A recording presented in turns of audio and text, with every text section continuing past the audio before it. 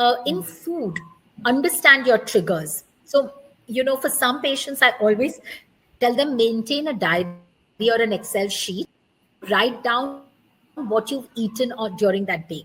And the days that you develop a rash, mention over their rash. After about 4 or 5 episodes, you will be able to figure out which is the common factor that is causing the rash. It could be simple things, like I said, walnut. You've eaten one day walnut in a pie, another day you've eaten in a brownie, and you never relate it. But when you write it down, you'll find something in common and try and avoid that in your diet. So these are simple measures that you can take to prevent getting this rash continuously. That urticaria is not a disease, so do not feel low or get that victim feeling that why me, why did it happen to me, because it's not a disease, it's just a disorder. It comes and it goes if you are proactive in understanding the cause of urticaria and taking the right measures.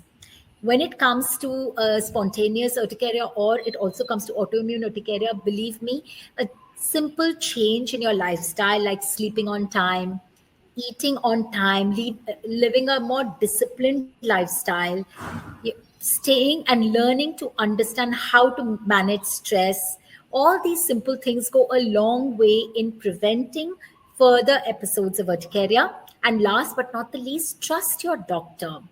If they've given you a particular medication, it always has a reason. And more than your concerns about side effect, the doctor's concerned. So he or she will never give you something that will give you permanent side effects.